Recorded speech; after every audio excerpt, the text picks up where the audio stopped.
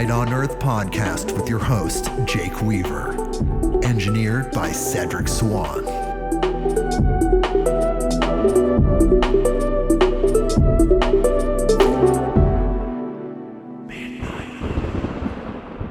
Hey everybody, we are back with another episode of Midnight on Earth. I'm your host, Jake Weaver, and we are here to bring you more knowledge, more light, and more love. We have another stellar guest. All of our guests are so amazing. And again, we have another one. Her name is Penelope Badger, and she's written several books. We're going to be talking about a book that she wrote called Morning Star, Channeling Archangel Lucifer. This is going to be really interesting because the book is incredible. And we're going to talk to her in just a second. But first, I need you to do something for me. Go to bluecobracbd.com. That is bluecobracbd.com. And there you will find the highest quality CBD oil available out there on Earth, period. Done. It's amazing. Why is it the best? It is because a man named Howard Hitt, aka Big H, developed a proprietary extraction method to extract the CBD from the hemp flower. This method is called the Hitt extraction method. It involves no chemicals, no solvents, no gases. Nothing unnatural was used in the extraction process. The product itself is 100% organic, and the hemp it is derived from is 100% organic, Oregon-grown hemp. There really is nothing like this product. In the ocean of CBD products that are out there, you're not going to find anything like this. Nobody has the Hitt extraction method. And there are 3 different kinds that you can find on the website. King Cobra Maximum Strength, Little King Cobra Regular Strength, and Wild Thing CBD for pets, because we want our beloved pets to have the highest quality food, medicine, etc. And we have a discount code, which gets you free shipping on any order in the continental 48 United States. And that discount code is Big H, B-I-G, and the letter H. You put that in the discount code box at checkout, and you get free shipping. This really is an amazing product.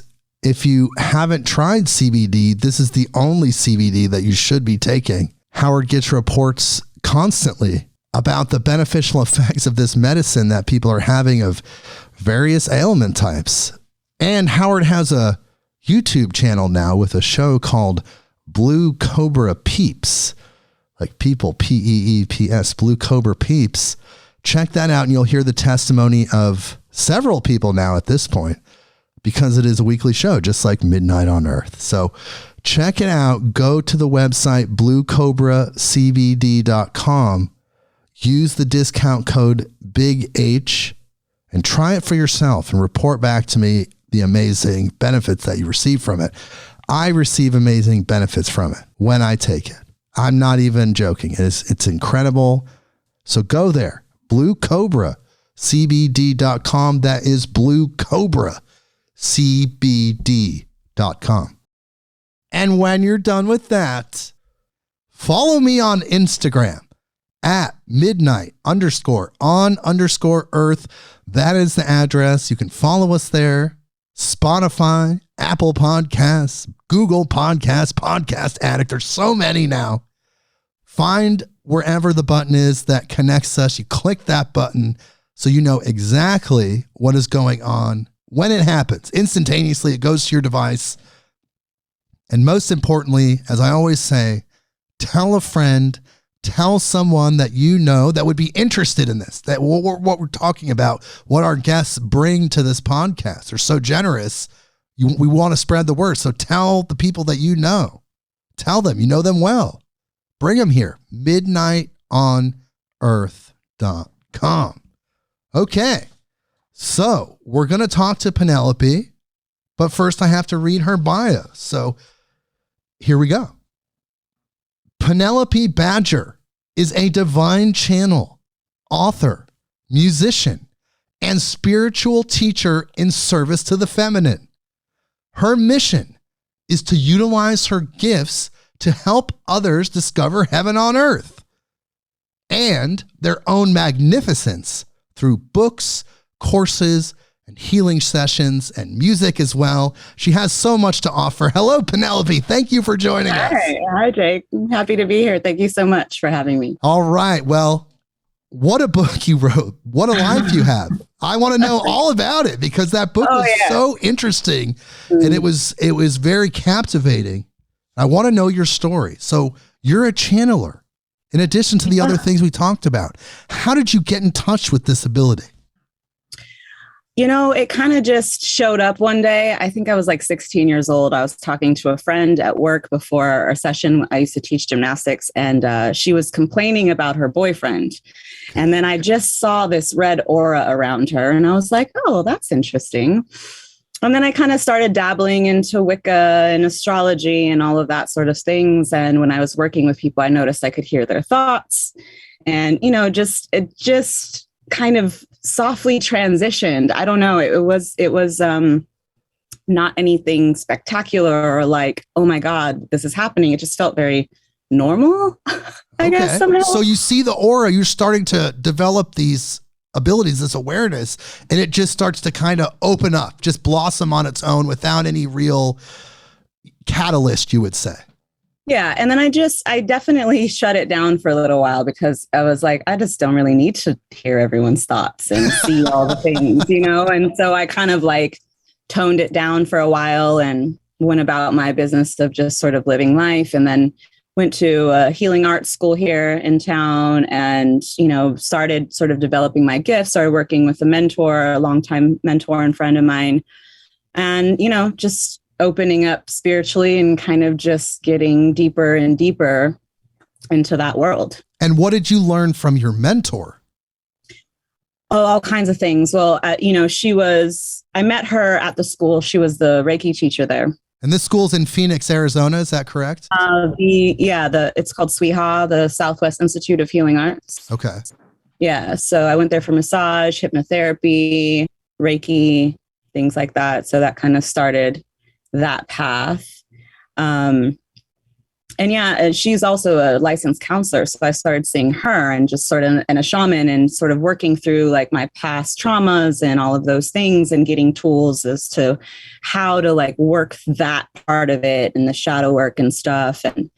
And just opening up to the sort of the ancient temple mysteries of like, you know, my past life lineage, as well as my genetic lineage is also sort of from the jaguar lineage of all of that. And just, you know, getting familiarized with like, oh, there's this whole other side of life and the universe and of me. There's this human me living this human life. And then there's also this intergalactic space cat, right? Like that I am, you know, I'm a Lyran Starseed and I worked for the Galactic Federation. I've had several different jobs with them, and I'm part of what I like to call the sort of 3D Earth game backstage crew. I do a lot of backstage stuff for the collective. Well, that's very interesting because I've also been told I'm a Lyran Starseed. So nice. I can see that. Yeah. It's really nice to see you again. Yeah, We're here doing the work. So then when did you feel like you were ready? Like you get the mentorship, you go through the training. When did you feel like you were ready to be like, okay, I'm going to go assist other people now, be an interface point, you know, schedule sessions, things like that? I don't know. I think, you know, it just happens also. Like, it's just like, you know, fades from sort of one thing to the other. And before that, I was a professional dancer. So I was already out in the public and entertaining and sort of, I was never really an entertainer. I've always been like a frequency. I've always been a channel. So even when I was dancing, it was really more of like, I'm transmitting something to the audience. And so it just sort of was, I don't know, just natural for me. And because I like to learn. And for me, the best way to learn is by working with other people, because I learn the most when I'm helping other people through their stuff. And so it was just, and there's, you know, at Sweeha, there's a lot of student work. You put in a lot of hours working with people as a student. And so that just helps you just sort of naturally transition. Like once you graduate and then you say, okay, I'm going to, you know, charge people for this now and help people. And it's kind of a natural progression. So you got that training, you felt like it was completed. They gave you the degree or certificate, and then you were out there doing it. Yeah.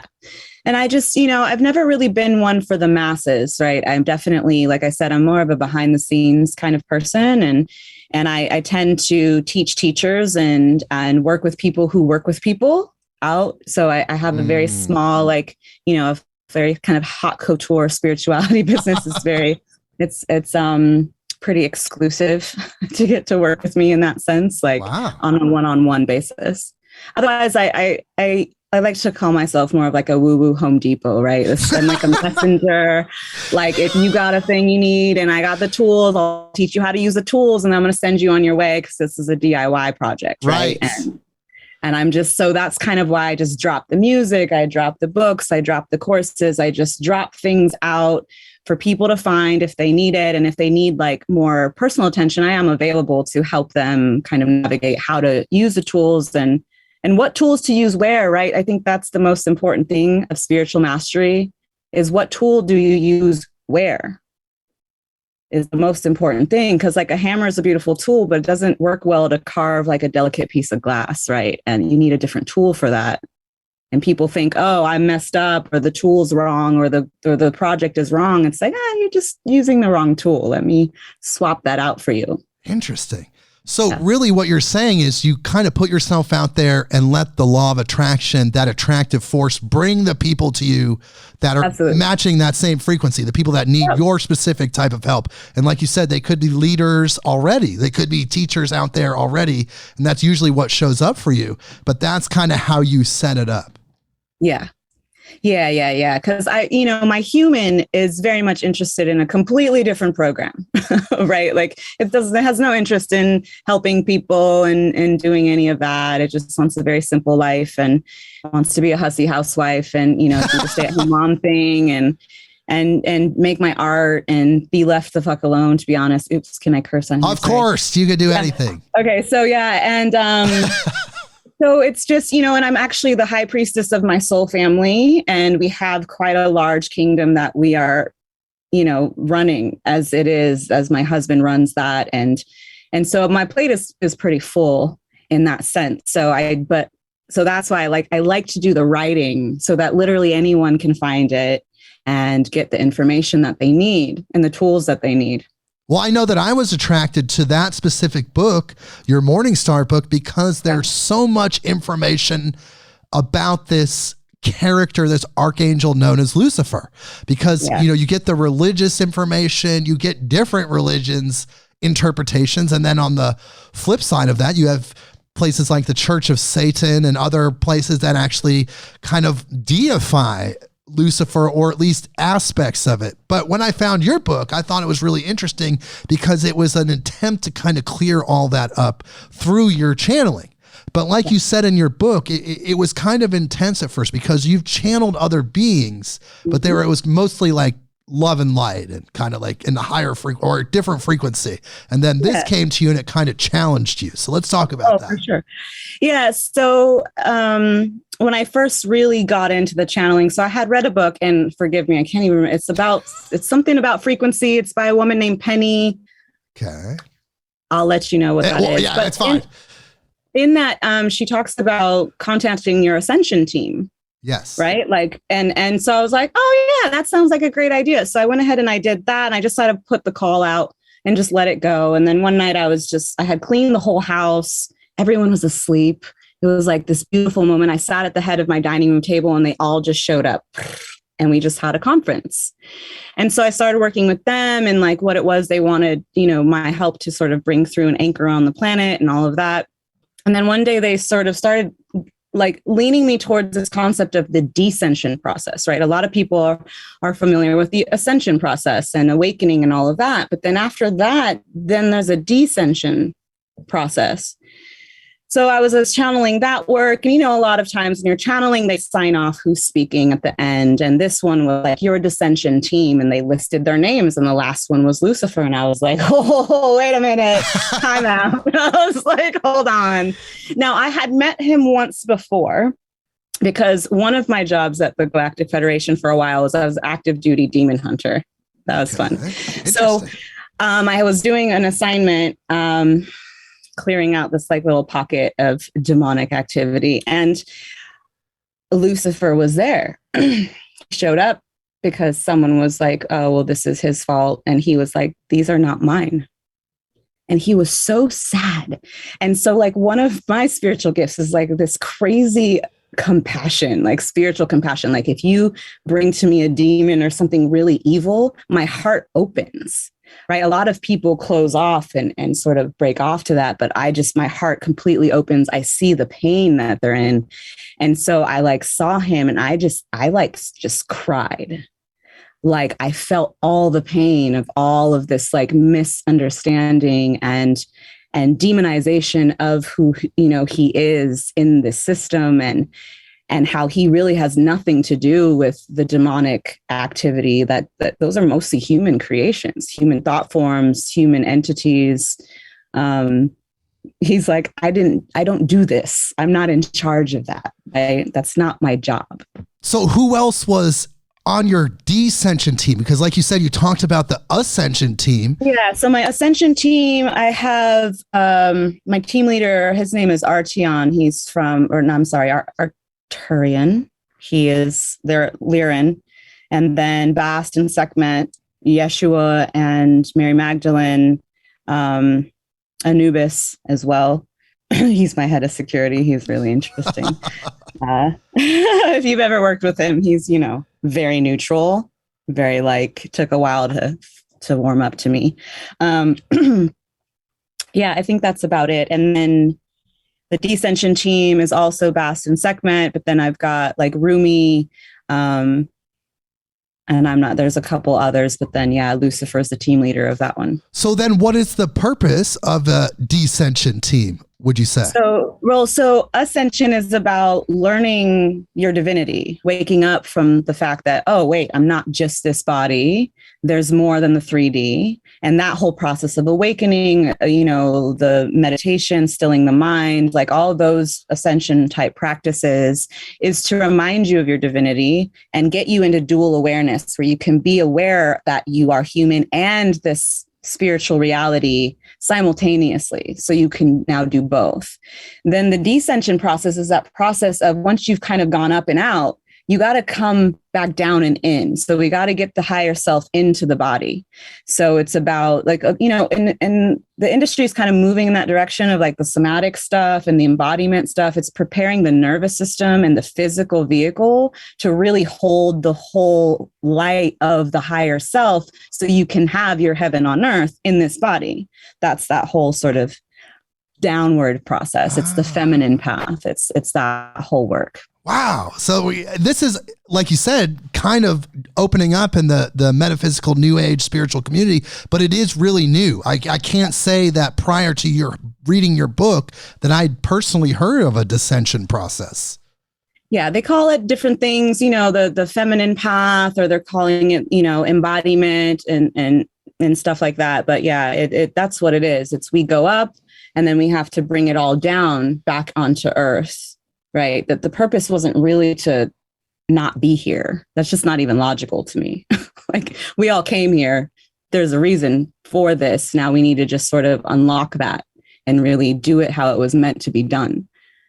Interesting. So, but this first came to you when you were disillusioned with the teachings that inundate the spirituality industry. Right. Because I had, like most people, you have trauma and you've got triggers and patterns, and you're like, I need some fucking help here. And the religion's not working, and psychotherapy is not working. And you're like, okay, I'm going to try this other thing because people say, the yoga works and meditation works and all this stuff. And I found that I was actually no better off. In fact, I was a little bit worse off because now I was just hyper aware of everything, but still couldn't fix it, right? Like it was still messing up my life. And I was just like, oh, well, I'm so glad I'm aware of all of this, but now how do I heal it? And so I had gotten really like, this shit's not working. This is not working. And there's something missing in these teachings. We're missing a step. And that's when Lucifer came to you. And that's kind of when you started that descension process and understanding what that meant. Yeah. Like, oh, because, some of us, there's levels to these things. And to say I'm more advanced is just something that's true. I'm not better than anyone in that sense. It's just like I've really dedicated like my entire life to really learning these things. And there's no accounting for how long we've been alive and we've done these things for lifetimes. And I was trying to fit into the model of sort of like, where the humans are at and what they're needing to learn. And it just wasn't working for me. And there wasn't enough teachings out there for those of us who had already done that level. And now we're ready for the next level. That really is, they've all been mysteries. They're all the mysteries, the temple mysteries, basically, that they're not for everyone. It is dangerous at a certain level of your spiritual journey to do the descension process. You have to do things in order, right? There's a divine order to everything. So what makes it dangerous though? Like if somebody doesn't do it in that order of operations, could there be some sort of something happening, some frequency shift that maybe they're not ready for?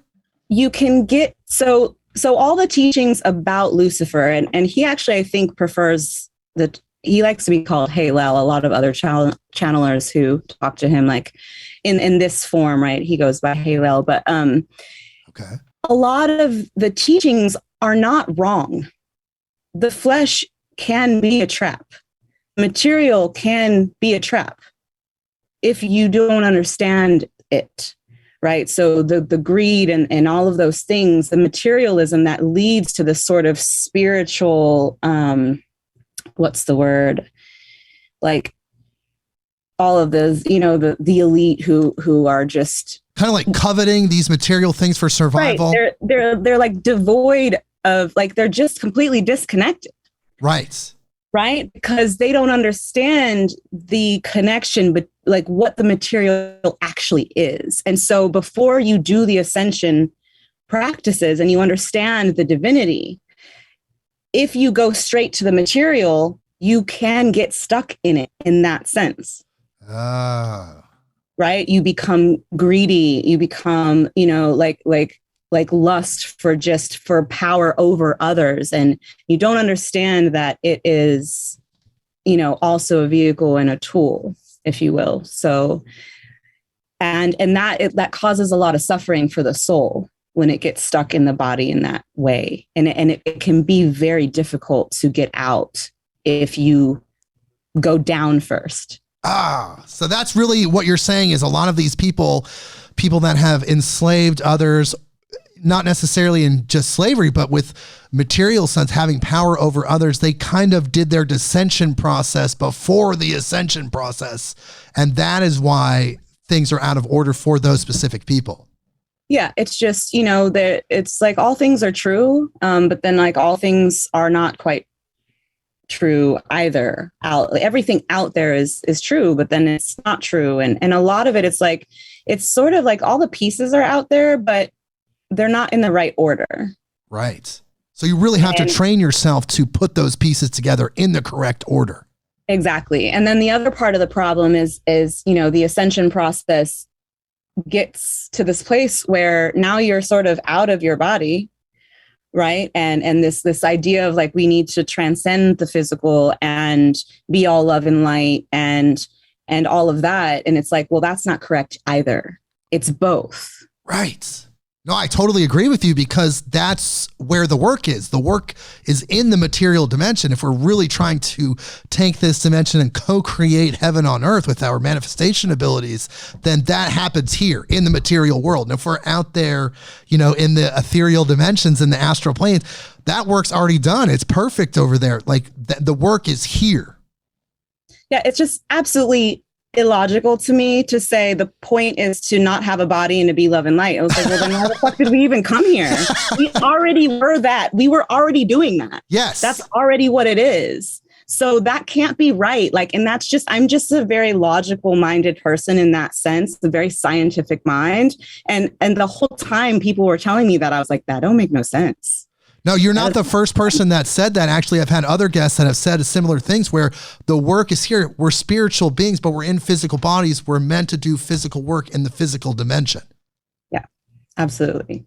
So you're channeling Lucifer. This is just, it's mind blowing, because it's such a big statement to say, but It took you a minute to get past your previous programming, right? Of course. Yeah. And the first time he came to me, I was like, pause. And I have this system now. Anytime a new being comes in, I have a system of checks and balances with my security team. Okay. So I'm like, you need to go to security. You need to get checked out.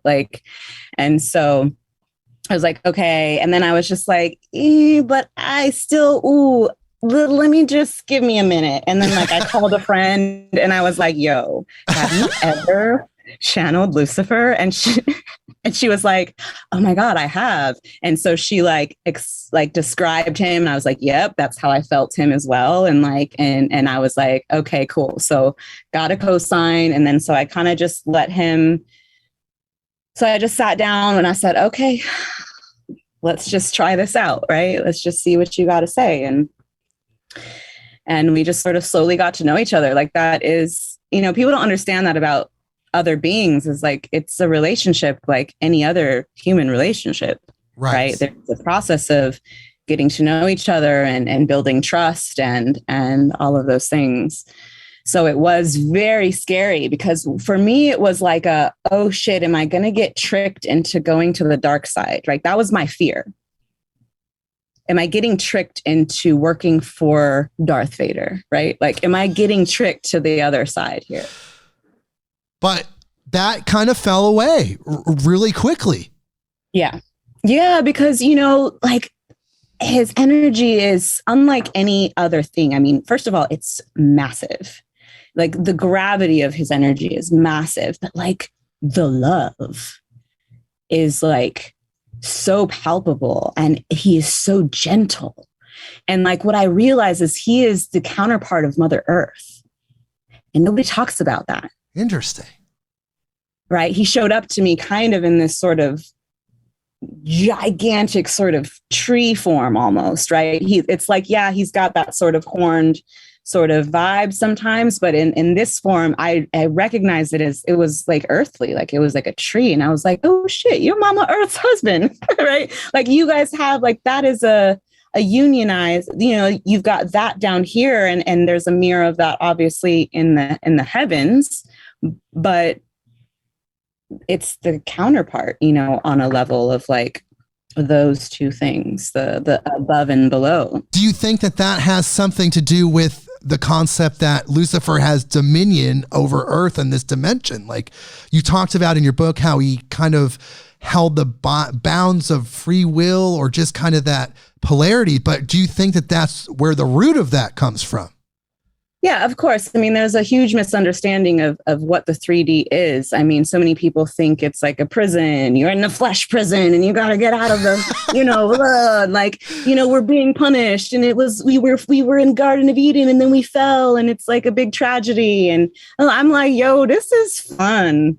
This is a game. Exactly. This is very much like I look at, and one of the newer books I just put out is called The Human Experience Manual. And we talk about that from that perspective of it being the 3D Earth game. You logged on to this, this is Disneyland of the universe, right? But of course, if you get dropped into an amusement park and you don't know it's an amusement park, that shit is weird and scary.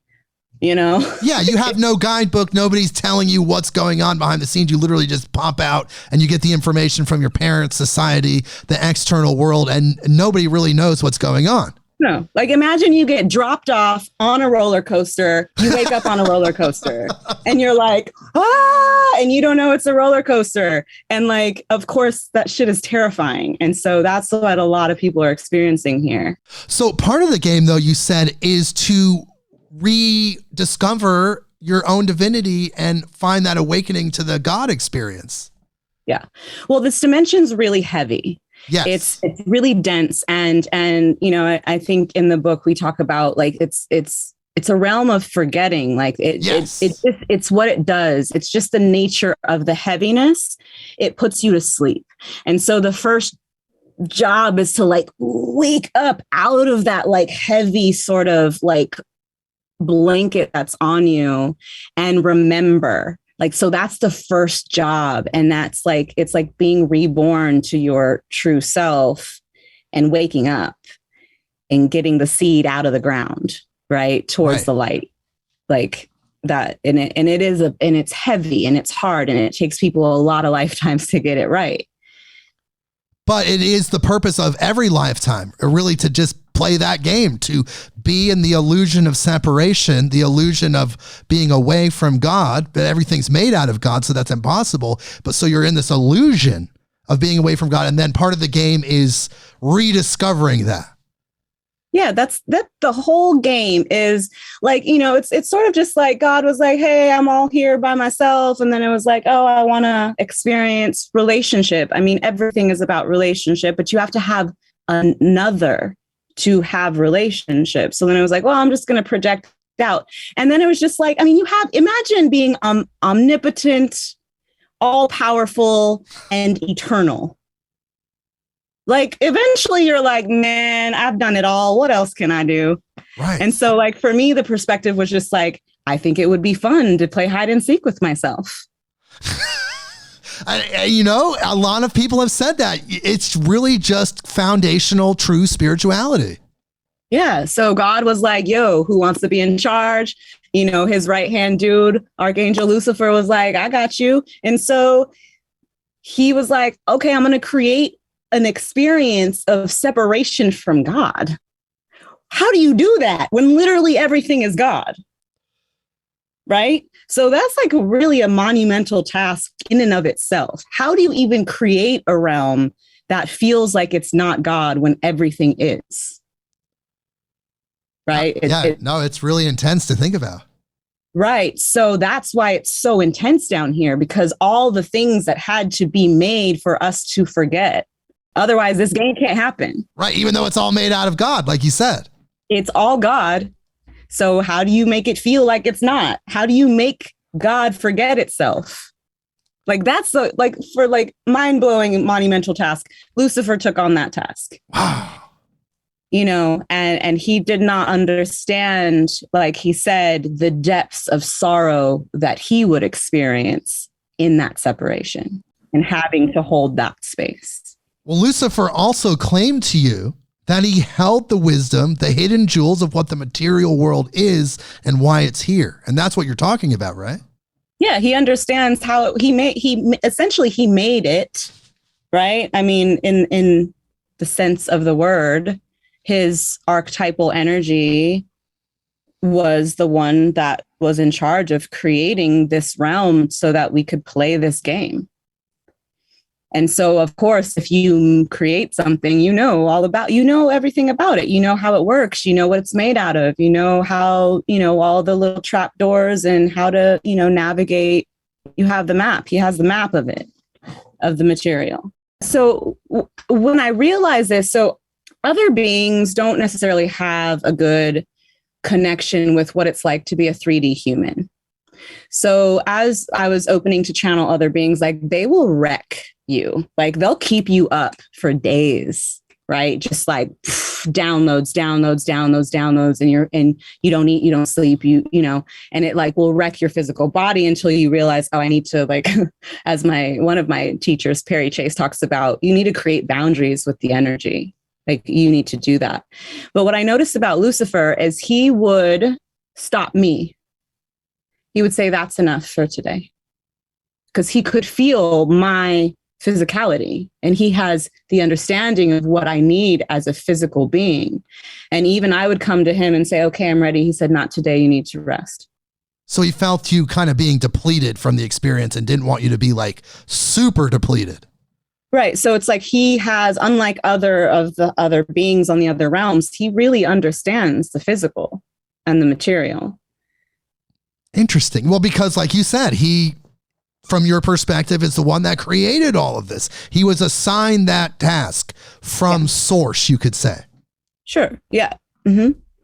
So is Lucifer different in concept from the devil or Satan? Because we get these concepts fed to us through religion, through media, but I've heard various different opinions on what Archangel Lucifer specifically is, and that Lucifer is actually different from Satan or the devil. What are your thoughts on that?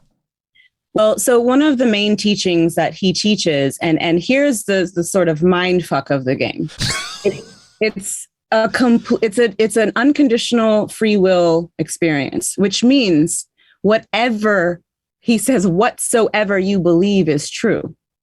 So even though there's, universal truth and sort of absolute truth, which is that he has nothing to do with evil or anything evil. People who believe that he is evil will experience him as evil. Interesting. That the whole construct conforms to what you believe unconditionally. Interesting. So these people that are, let's say, Satan worshipers or putting it through that filter, they're going to experience that because that's what they're projecting out in the universe. They're creating that, and then it comes back to them. It's like their own creation. Yeah, you will not be able to convince them that they have not experienced Lucifer in that way, because for them, they have. Interesting. But is that the authentic Archangel Lucifer, or is that a mind projection? That is their creation. Right. Okay. Wow. Yeah, it gets multidimensional and hard for the brain to kind of hold everything. Well, if people that have studied, people that kind of know these topics can kind of grasp this. It's really interesting. So then how does Archangel Lucifer process these experiences that are being done in his name or derivative names, like child sacrifice, human sacrifice, these various rituals that are happening? You're saying that Archangel Lucifer as his core has nothing to do with this, but yet all of this is happening. How do you think he feels about that? I mean, he's deeply saddened by those things, of course, but like God, he's unconditionally loving. Right. And he is like the advocate, the proponent, the protector of free will. And that is unconditional. And there is no one ever anywhere is going to come down and take the free will of any human being to choose evil. That's the point. You can't have infinite choices without being able to choose the dark side. So it has to be there, and it has to be a choice. And it must be allowed in the unconditional, infinite nature of the universe, of our infinite, unconditional free will. Oh, that's so powerful. But I've often heard that darker energy, the energy that exists in that lower frequency, the darker polarity, what you're saying is the dark side, is easier to tap into than the higher frequency light information. That requires more work, but the darker energy seems to be more accessible. And when people engage in these behaviors, they tap into it right away. It's very seductive, that energy. Yes, I've heard that so much. Everyone's going to have their dark side test. I had mine. I have helped a lot of my, friends and soul family through their dark side test, that we call it. It's part of the game. It's the point of the game, in a way. Can you resist the seductive nature of like sort of just giving up to, like, how strong is your desire for God, right? Like that is kind of like if I give you free will you choose me? that's this kind of part of that game, right? You know, on a level. Even though it's harder, significantly harder to choose God. On a level it is, yeah, just depending, because, you know, it's easy to be a shitty, terrible person and to not care about anyone else, of course. But as you do the ascension work, right, the point of that is to be like, oh my God, everyone is me. Right. And once you really embody that, you cannot hurt or harm another, because it's not actually benefiting you the way you think that it is. It's only actually hurting you as well. So you have to learn another way to go about getting what you want in those senses. Yes. And you said in your book that releasing the judgments of which you call evil is the work at hand, because it's all God. That one's the hard one. It really is, because you really have to have a multidimensional, hyper-aware perspective to separate yourself and realize that it's all God, but somehow this behavior, these situations are happening that you don't resonate with, you don't align with, and seem to be hurting other people, yet somehow it's all God. Yeah. You know, what happens is that the separation causes a forgetting of the infinite source of light. And we are beings of light. And there's this very inherent survival nature that says, I need light to survive. But if you don't know there's an infinite source, you're going to start stealing it from others. Ooh. And that's really what happens, is they forget that there is some, and like my work with demons literally looks like this. Yo, hey, you know, you don't have to do this, right? Like there's an infinite source of power up there. Infinite, bro. Like you could just plug in and like, you ain't got it. And they're like, seriously? They just don't know. No one told them, you don't got to do this, bro. Like you can plug in directly to the source. And they're like, oh my God, thank you for telling me that. But is it because they exist in these lower astral dimensions where that's harder to access and they need an interface point or intermediary like yourself to help them? Yeah. Yeah. I just actually, I was helping my daughter with some stuff, and I had to open a portal to clear out an entity. And then I had this whole like group of beings who were like, yo, hey, can we get safe passage? I was like, first of all, you work on the light side, or I'm like, you guys are on the dark side. So I'm going to need a minute to like check you out, first of all. You know, as I was talking to him, they were like lower dimensional like beings, but they were like dimension surf. They were like kind of like surfer dudes, but like from like the dark side. But they were like, but we heard about this light thing and we want to try it out. Whoa. And I was like, okay. Whoa. So I like gave them a second, you know, and I was like, not sure. And they're like, well, maybe another time. I was like, no, it's today or never. So let's just give me a minute. And then eventually I like, you know, I brought my security team in like I do, and I checked them out and made sure like it wasn't like some weird trick or whatever. And then I let them pass through, and they went to the portal, and they, you know, got their little whatever. The whole like group of them. Wow. Yeah. That's so intense to think about, because it just speaks to the fact that there's so many dimensions, there's so many different beings existing on all of these dimensions, and a lot of them aren't necessarily conscious that there's other things going on. There's very little that's actually evil. So most of the demons I've ever come across, like at least when I was doing that sort of active duty work, they're all slaves. They don't know that there's another way, right? They're just in it, in that sort of deep, like they've like, you know, whatever, they sold their soul somehow. Right. And anyone who's not seen Star Wars has to watch that. Like, it's just such a template for what this whole game really is about. And how does one get to the dark side? Right. Like it's never evil. It's always out of love. And it's always from a fear of lack or losing or something. It's never, people aren't evil. Not a single one. They are only trying to get their needs met in the best way that they know how. And some of them just don't know how to do it any other way. You know, it's really interesting. I don't know if you know this. Do you know that Joseph Campbell actually designed the mythology of Star Wars? Joseph Campbell being essentially the Einstein of spirituality and mythology, he was hired by George Lucas to tap into several archetypal energies from all of these different cultures around the world and just create the ultimate archetypal spirituality. That's why it resonates with so many people. And that's why, like you're saying, it could be used as a template because it actually is rooted in true archetypal spirituality.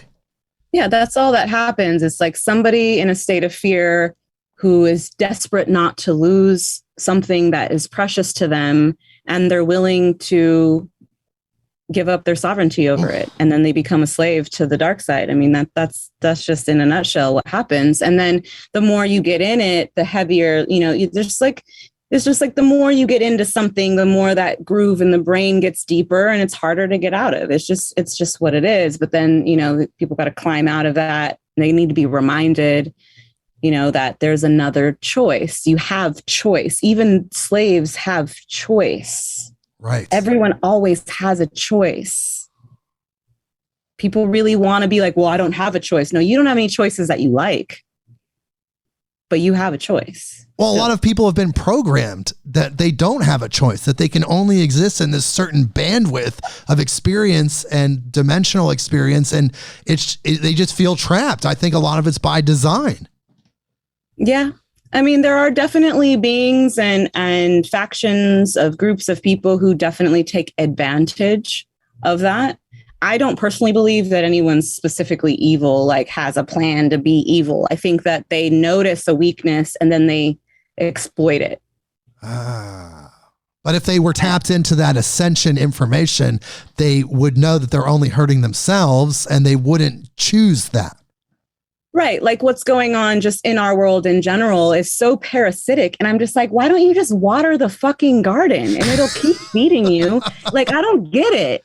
Right. And it's because they just don't even recognize that. I'm like, there's nothing wrong with you getting what you're getting. But if you just nurtured where it's coming from, it would always be there. Yes, because it's all made out of God and it's all infinite. And that's where abundant. People are lost. It's infinitely abundant, but they don't know that. And so what they're doing is they're taking as much as they can before it runs out. Which is laughable if you have any sort of training. You know that it's infinite. Right. So I'm sitting there like watching them like just like trying to hoard the thing. And I'm just like, y'all, like it's never going to run out. Like you should relax. Your God stash. I got a whole bunch of God stashed over here just in case. Like it's funny to me. I mean, we get a good laugh out of it back here behind the scenes. Well, yeah, but we're very rare people that grasp these concepts. There's literally billions of people on this planet that have no clue about what we're talking about or just haven't received that information. Yeah. And that's the other thing, my issue with the spiritual community and those that aren't quite at a place where I'm at as far as being a spiritual teacher is that I'm like, y'all need to relax too. Okay. This game is infinite. Like all those quote unquote sheeple you're so upset about, like they have eternity to figure it out. Like you just leave them alone. Let them figure it out. It's totally fine. Right? Like we are like I'm always like, I'm like a playground monitor. Okay. Like I'm out here, I'm letting the kids play. I'm only going to intervene if something's like really serious. But what I'm not going to do is go up to a group of 5-year-olds and say, why are you playing that game? That game is stupid. You shouldn't be playing that game. You should be playing this game instead. Right. And I'm just, so I see other teachers doing that to people. And I'm like, let them run their game. like, let them play. Okay. They're going to figure it out. It's okay. Yeah. It's just that healing, compellingness, the compulsion to heal people is kind of where that comes from, I think. But I agree with you in what you're saying, but I think that that's the root of it.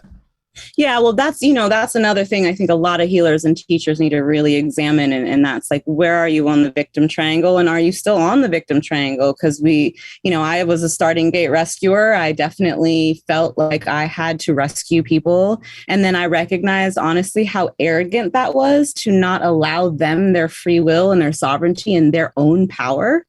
And so that's why I just was like, oh, I'm just going to have an information booth. Whoever fucking needs it can come and see me. I'm not here to tell you what you need or to just, I'm not going to hard sell you door to door. I've got this tool. You need this tool, right? I don't know what you need. Like, I don't. So you can tell me what you need and I got you. But like, I don't know. Wow. Other than that, like, I've really, like, I had to just take a step back and be like, oh, wow. Like, yeah, I have no interest in that sort of teaching anymore. And well, it sounds like it's a development process, though. Like, you've reached this stage. It's just a different degree. Like you said, there's people at different degrees of where they're at. That doesn't mean anyone's better than anywhere else. You just happen to be in a different place. And where you're at, I mean, your energy is amazing. So it just feels like what you're saying is just very authentic and just true to who you are. Yeah. It's where I'm at. And, you know, like, my personal human journey has been not unlike anyone else's personal human journey. You know, I've had a lot of insecurities. I've had a lot of like, wait, is this okay for me to be this way?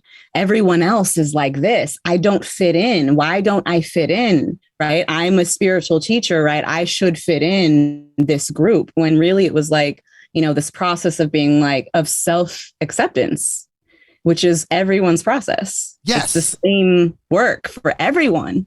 It's just, you know, different sort of pieces and components, but it's the same thing. Can you love yourself where you are, with what you are and with what you know right now, and with all your flaws and, you know, imperfections? And, you know, like, it was a lot at first to like accept that I was like, oh, what am I going to tell people that I'm channeling Lucifer? Like, I was like, oh my God. Like, I definitely had like a freak out of like, when I put the book out, like the day that I like published, I was like shaking and sweating, right? Because I was just like, oh my God, like, what's going to happen? Are they going to come with the pitchforks? Like, you know, like, is there like a mob going to come try to come after me? Like, it was so scary. Or suddenly you'll be just like shunned. Like, you'll just be on the list of people not to talk to.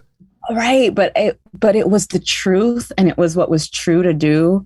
And I just have always followed that, and I just did it, and nothing fucking happened.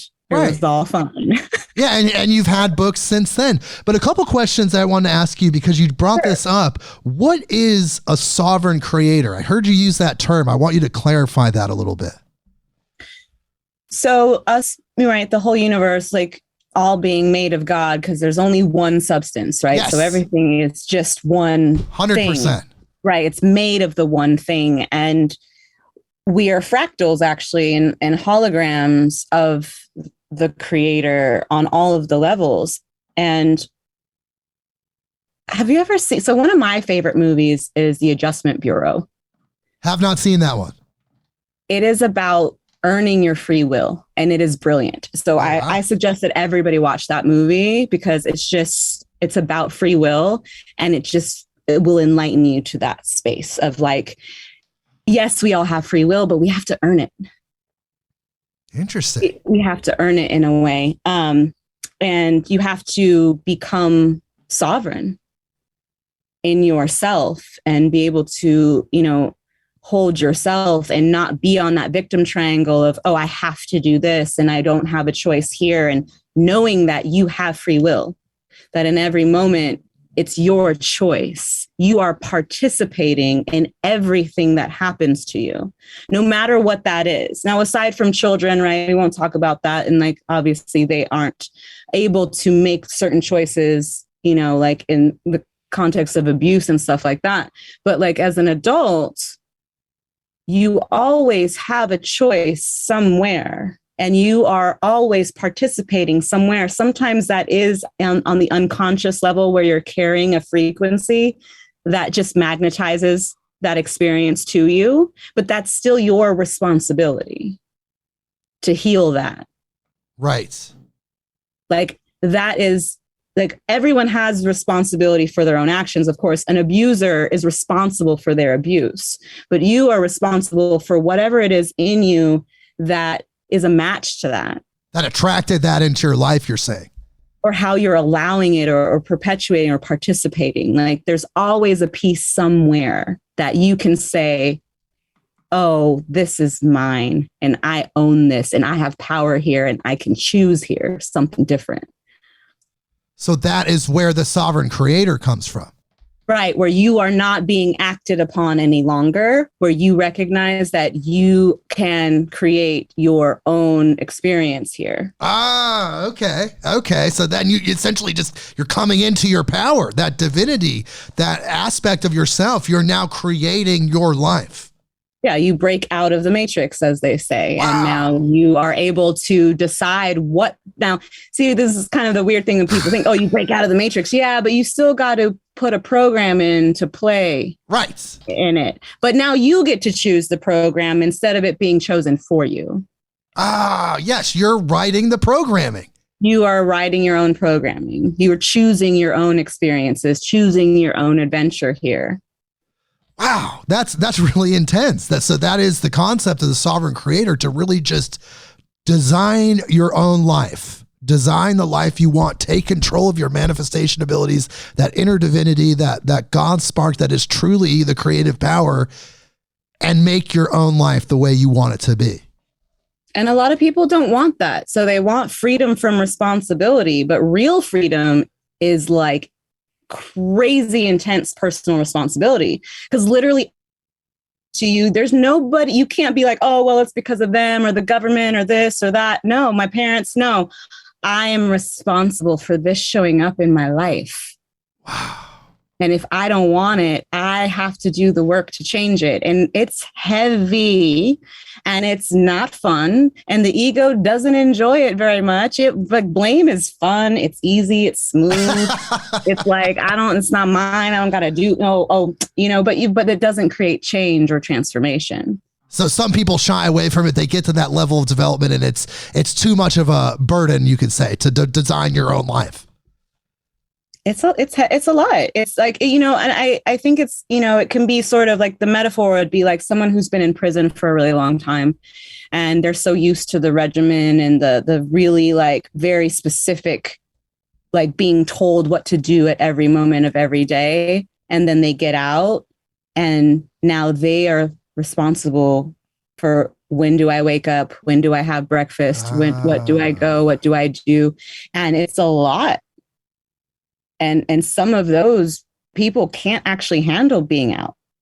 Right. And then they end up committing a crime and going back in because it's too much. Back. And that's the metaphor for the human as well, just in general life, because it does take a lot of personal responsibility to be sovereign, to own your life, and to be willing to be like, damn, I really want that to be someone else's fault. I really want that to be someone else's responsibility.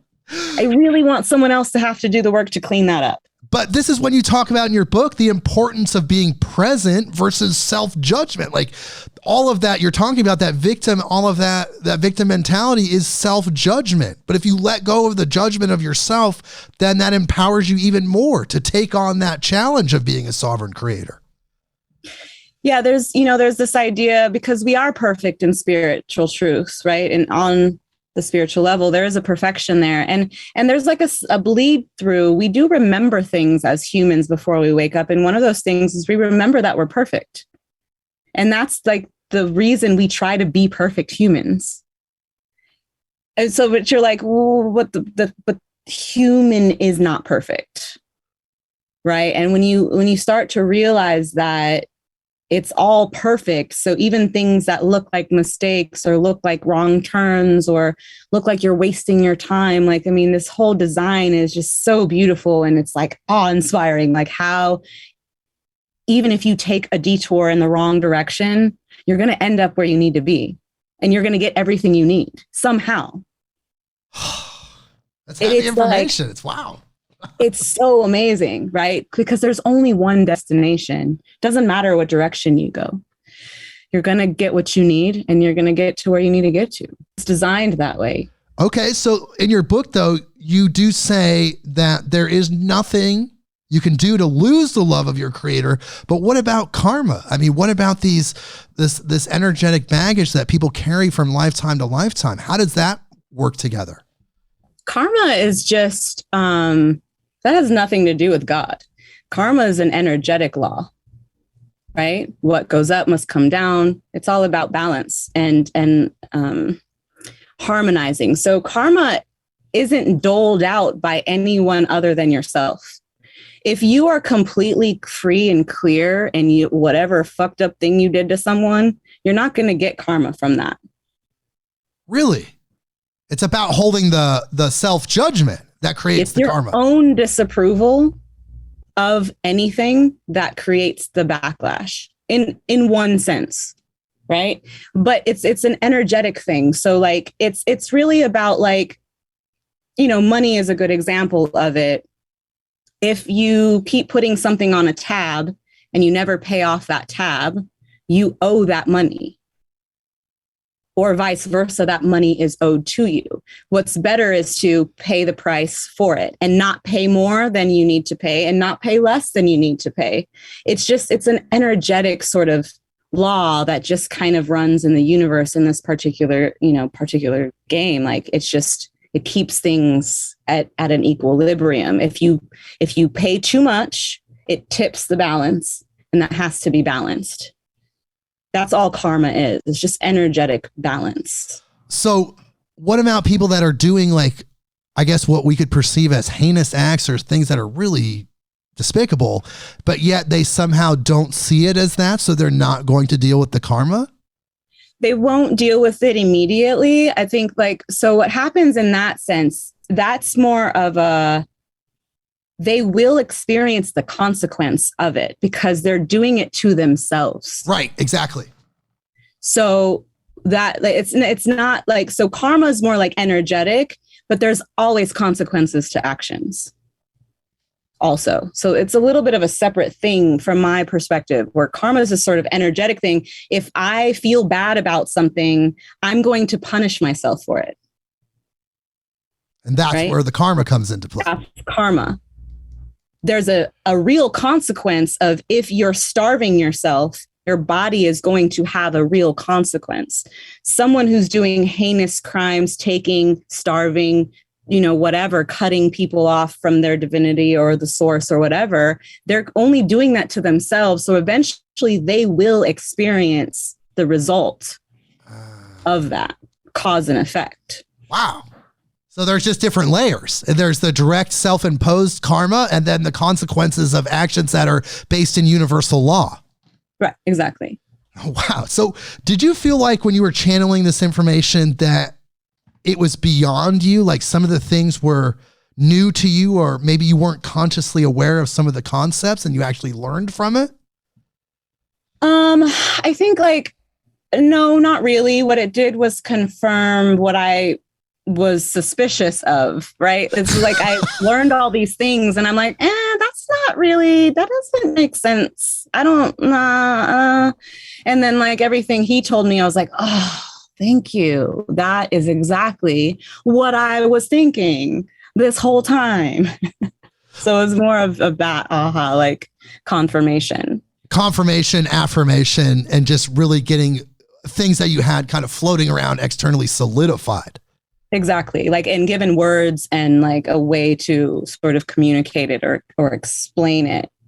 Well, I always thought it was interesting that even in religious mythology that the Lucifer character, the Archangel, was always still an angel. And there was even stories in the Bible where he was still treated as an angel. So I always thought that was really interesting.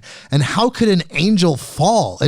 None of it really made sense to me looking at it through a religious filter. Well, now that's probably honestly just language translation, right? To go down, a word that means to go down and create could be translated as to fall very easily. So, and this is also just human language problems. Right. And then that gets interpreted as something negative and evil. Right. And exactly. Then the mythology continues and kind of spirals and steamrolls from there.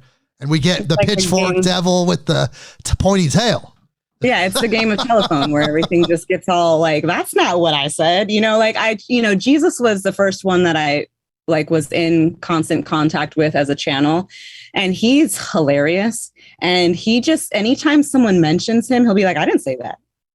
Like, you know, he just like is like in the peanut gallery in my ear all day long. And like, and it's like these things just got misinterpreted and lost in translation along the way. And then because humans are so fearful, as you know, they're as the animal that they are, they're very scared and lost in this universe, and they are going to interpret, right? Anything coming in is pretty much neutral, and then you have a choice as to what meaning you're going to give it. But as a fearful sort of based human, it's going to give it the negative connotation, especially when it's coming from outside of the material third dimension. That already is scary for some people. Like, you know, and then if it has any sort of different frequency, then that could be even scarier. Because like you said in your book, it is the dark side of the light, but it's still the light. Exactly. Yeah. It's like, you know, that's the thing that I had to get really used to. So like, as I was going through my own sort of personal awakening and understanding myself and trying to learn my frequency, I was like, why is my frequency so dark? Right? Like the root chakra, the earth, the under the earth is dark. It's red. It's right. Like it's, and I was like, but that's still on the light spectrum. But everyone just kind of says, no, just these up here. This is light. Yeah, but this is still light. And actually, literally everything is light. There isn't anything that isn't. Right. But this is still existing within what people would call light. It would be like in that bandwidth, essentially. Like it's not in the pure evil. Like even though you're saying it's all an illusion and it's all made out of God, which is all true, but still in the game, in the illusionary game, that energy isn't existing in the pure evil aspect. But evil is subjective. I know. There are people who think I'm very, very evil. Really? Oh, for sure. I don't get that vibe from you at all. I am sorry. Like evil, like the way I live my life, my lifestyle, the way I raise my kids, the things that I do. Like, oh my God, of course, that is from their perspective, evil. That's because it's just all relative. Evil is relative. Interesting. Well, what you're doing, I feel like, isn't actually hurting anybody. Like nobody's persecuted or oppressed.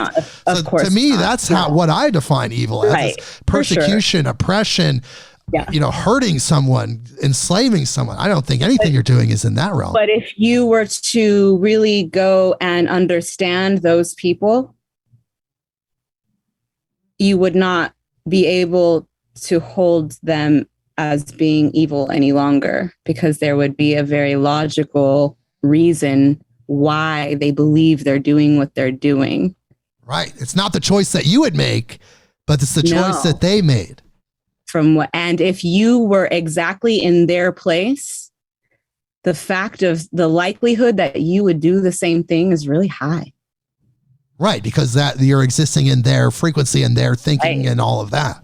And that's where that like starting to have compassion for evil and being willing to say, holy cow, if I believed what they believed and was raised how they were raised and were in the situation that they were in, I would 99% of the time make that same choice. And you have to, and you go, wow. Yeah. I mean, it really is the higher perspective because you're looking outside of the illusion. And you're seeing just the process and understanding that we're all human and we all pretty much think and act the same way based on certain situations. Yep. And that is a very advanced pose. It was definitely not for everybody. Like it took me a very long time to get to that place where I could see evil things that were truly evil and see the sovereignty in everything and see the sovereignty of the victims.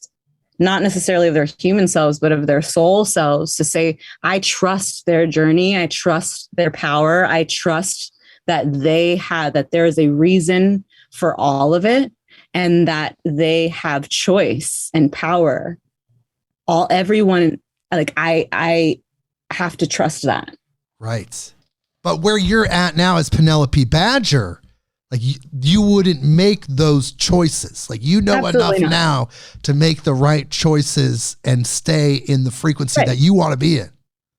Exactly. And that's not because I'm not capable or that those things aren't also in me. It's that I am choosing not to. That's amazing.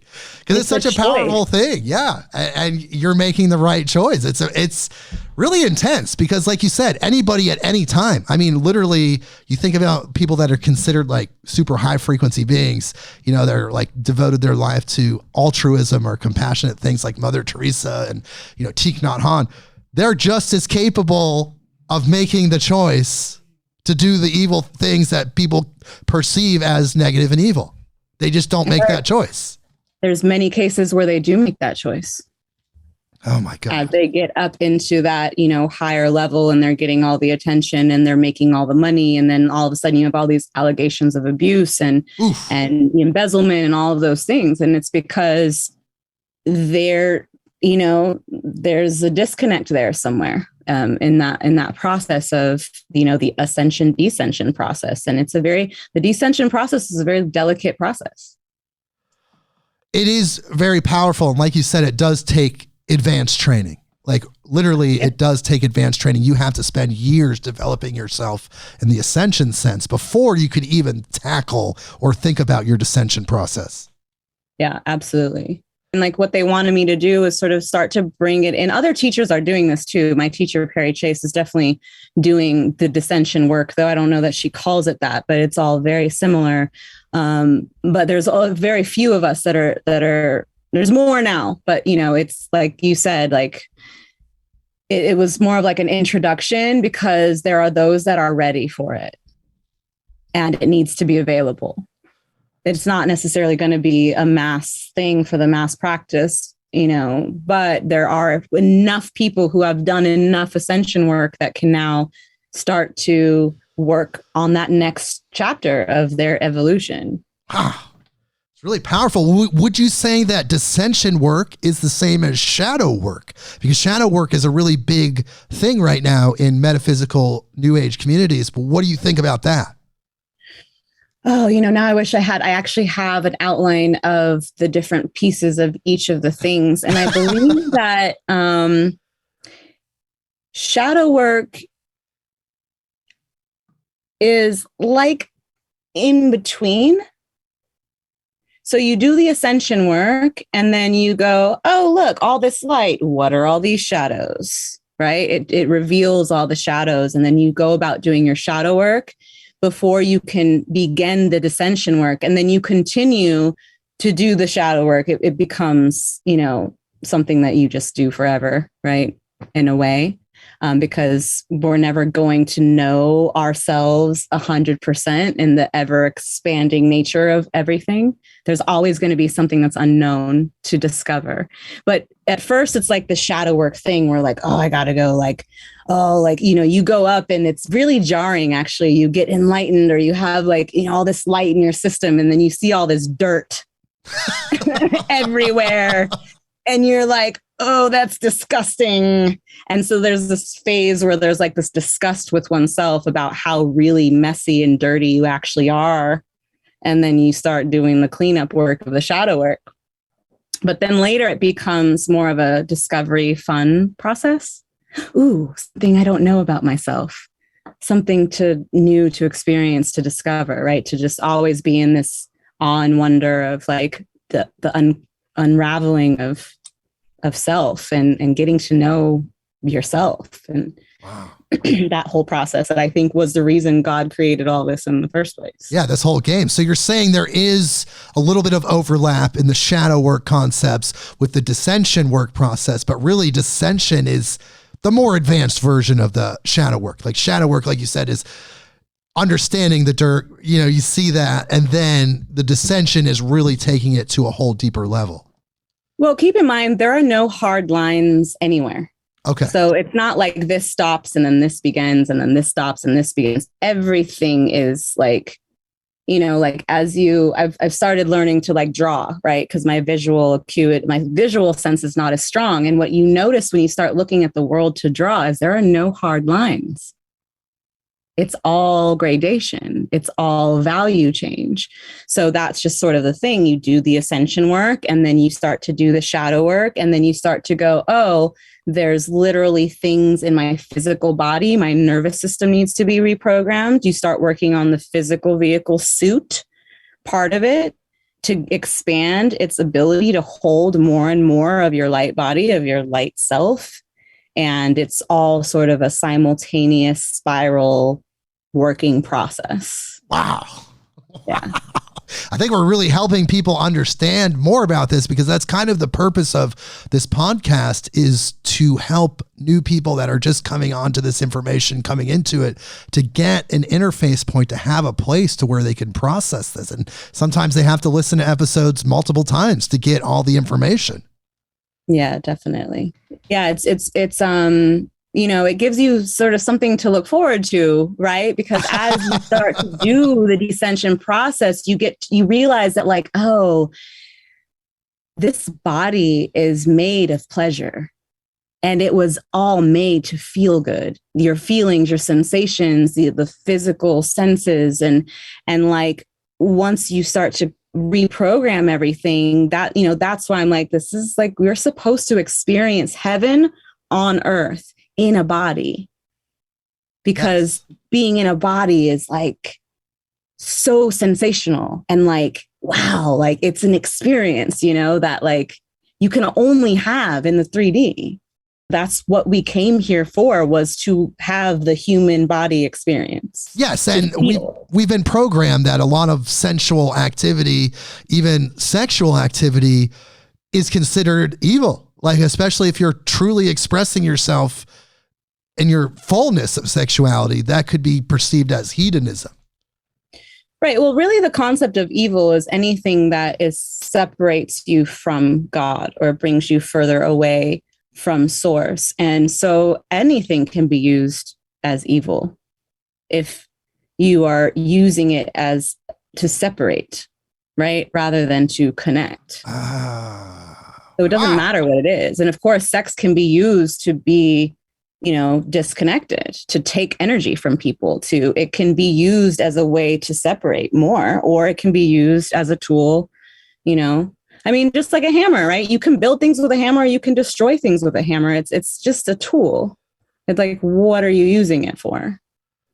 Interesting. Wow. Because that's a perspective that honestly isn't out there very much. Like I said, people view hypersexuality as hedonism, that somehow it takes you away from God because you're just, diving into the flesh, and just consuming. Well, but it can, and they're not wrong. Right. It's just on how your approach is. Yeah. It just depends on your understanding of it and your, again, everything. I like that some of the higher beings call these things technologies, like the technology of sex, the technology of yoga, because it gives you a better perspective on like that it's a tool. Sex is a tool. Meditation is a tool. Yoga everything's a tool. Now, what are you going to create something with that? Or are you going to destroy something with that? And literally anything can be used in any direction. It's just a matter of application.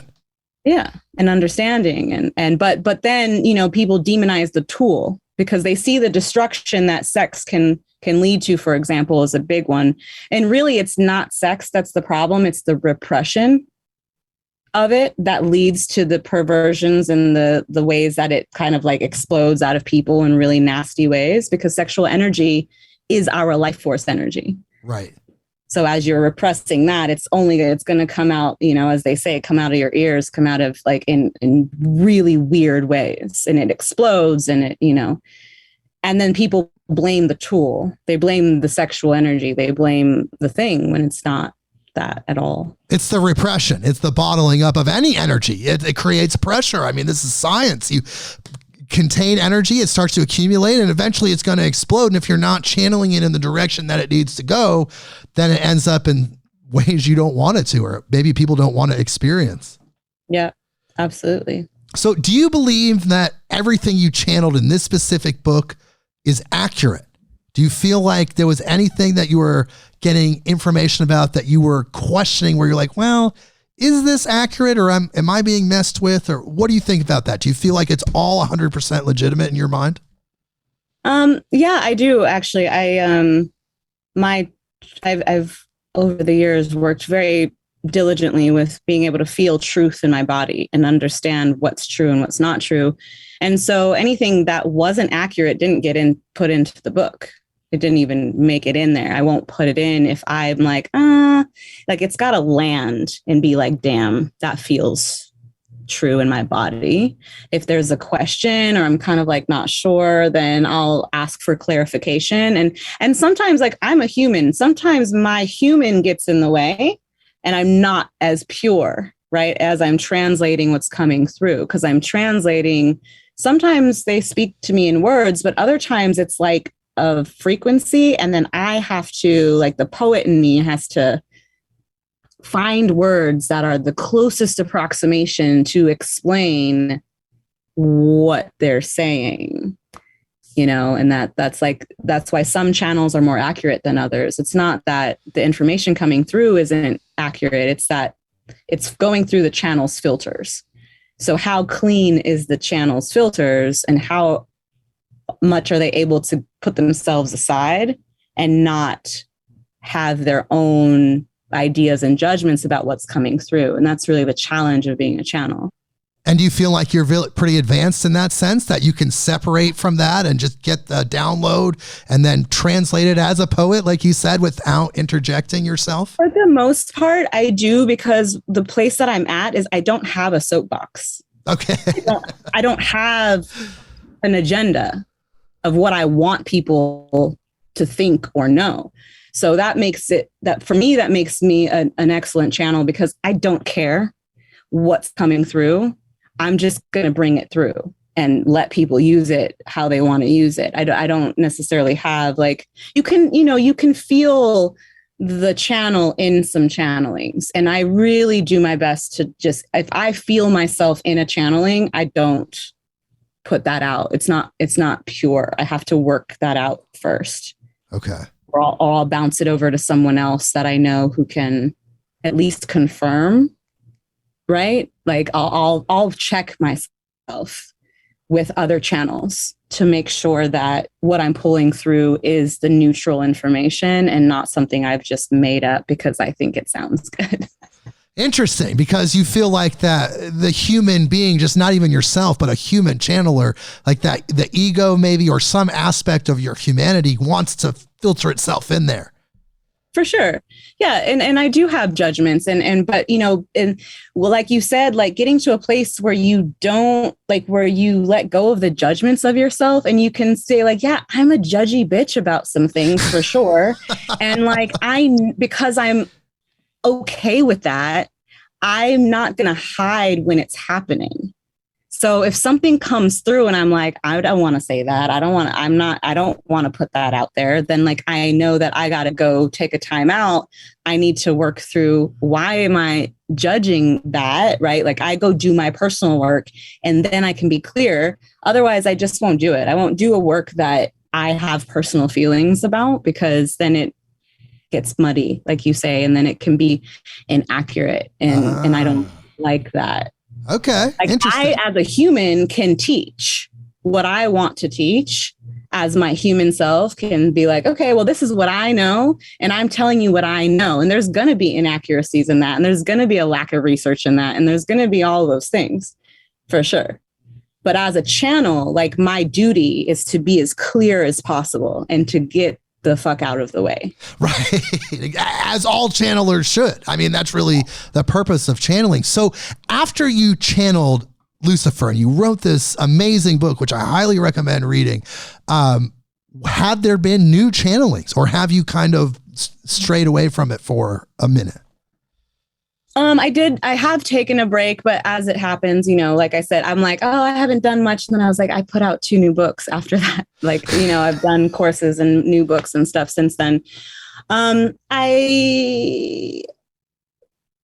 Lilith is the one who is probably going to be next. I actually have a list of books in that series. So it's called the Beyond the Veil. Yes. Series. I was going to ask you about that. There's more coming in the Beyond the Veil series. More. Yeah. And so Lilith will probably be the next one, because she's also very misunderstood in the genre of stuff. And then Sekhmet wants to speak, of course, and one with Bastet, one with Isis. Archimedes is he's lovely. He like really understands the construct and how reality works. And he's very like to the point and straightforward with it. So he has a lot of things to say about that. You know, Bastet has a very divine feminine teachings of how to really, she's the one that assisted me with like my new book and my new projects with that, the divine feminine stuff. And, Sekhmet she's a lioness. She likes to be on stage. So she always wants to do things. So we're going to do something with her. And then Isis has all the sacred sexuality teachings. And wow. But Lucifer's in the background somewhere. Do you think there'll be a sequel book? Will there be more information coming from Lucifer in this series? I know you just outlined a lot of great energies, archetypal energies. It's funny, like he feels really complete with this one. And I do check in periodically to be like, is there anything else you would like to say? And he feels very complete. Okay.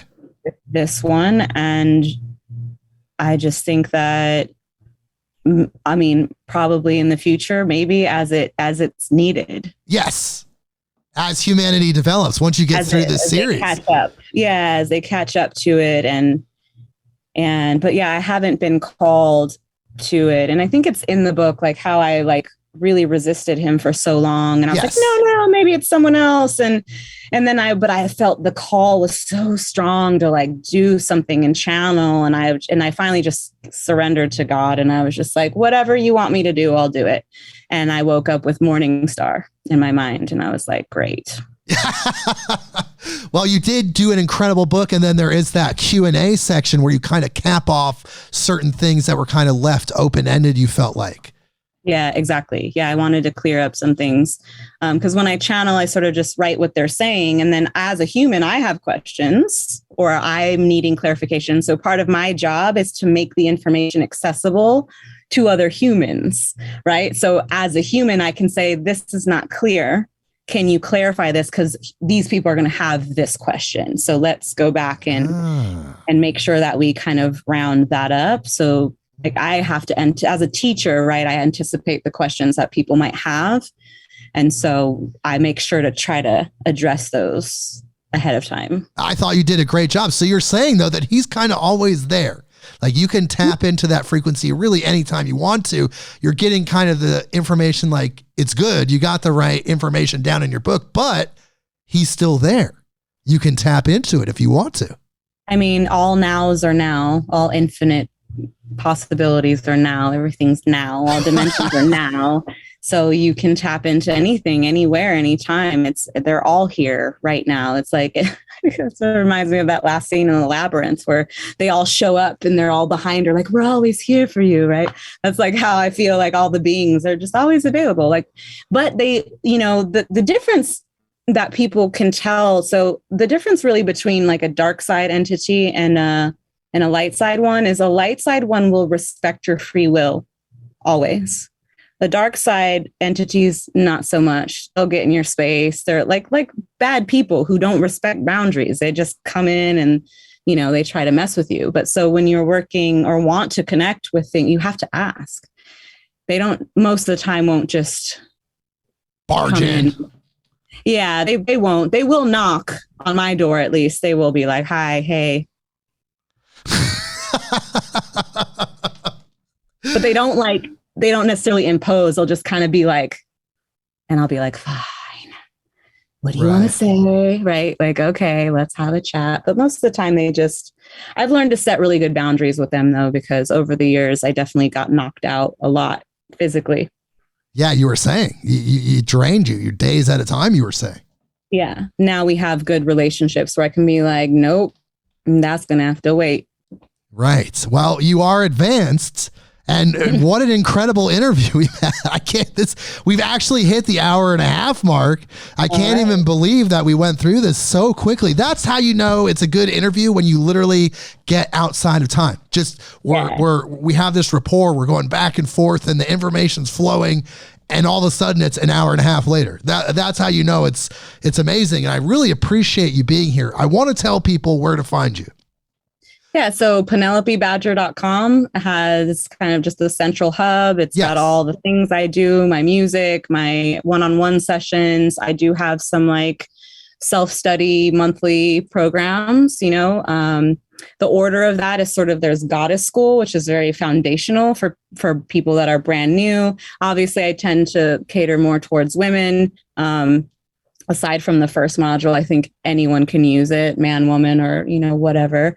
And then there's a Shadow Work Essentials program after that. And that's, again, sort of the middle ground of, and there's a twin flame formula program in there as well. Because I know that's a big topic for a lot of people. That's also really kind of misunderstood.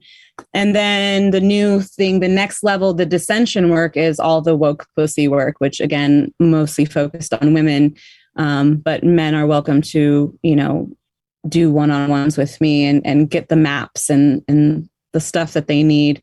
It's mostly, I definitely work more with women in that sense. Where I work with men is more on like the muse side of things, where I can do like muse sessions and sort of be the feminine, hold that feminine energy that men need to create, and until they can learn to access it themselves, and just sort of help them creative projects or getting unstuck, or, you know.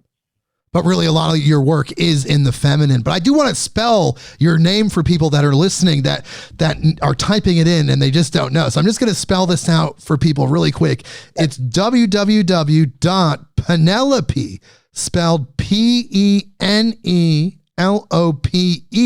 Badger, BADGER.com. So that's PenelopeBadger.com, not two N's, just one N, DGER, PenelopeBadger.com. You have this incredible book, Morning Star, Channeling Archangel Lucifer, but you have other books as well. Woke Pussy, Feminine Embodiment for the Modern Woman, and your brand new book, The Human Experience Manual. And there's other books as well. The Three Relationship Handbook, and Same Flames, a practical guide to understanding and mastering the twin flame path. And there's so much that you're about. So we've covered this aspect of you, but when you come back on, if you're willing, we're going to cover some other things, because this episode has been phenomenal. And I deeply appreciate you being here. And before we go, is there anything you'd like to tell our audience? You know, we've reached 135 countries right now. We have thousands of listeners. It's really an honor to address humanity in this way. Is there anything you'd like to leave our audience with? No, just like I said, you know, if you want to reach out to me, I think the best way is wokekittycity@gmail.com, or just follow me at Pen Badger on Instagram and shoot me a DM. I love getting questions from people because, like I said, I don't have a soapbox. So, but if you need something, what I do is I will take that in and I'll usually just do a podcast episode, or I'll write a blog and answer you. And that way it's available for everyone else as well. And, you know, just if you like want an assessment of where you are, you know, I can do a private, I do free consultations with people, right, for 15, 30 minutes and kind of let you know where you are kind of on the map and what I suggest to start with and where to go from there, just in general. Like, we don't even have to work one-on-one per se, just like, here's my products and here's other teachers and here's what I think I would suggest for you. Yes, and anyone around the world can tap into this. This is for everyone. Yep. Wow. Well, everyone, please check that out. Penelope, oh my goodness, thank you so much for being here. This has been such an incredible episode. Please hold through the outro music, and everyone, I hope you gained as much from this episode as I have. I've really loved this one. And we will be seeing you next week, Midnight on Earth.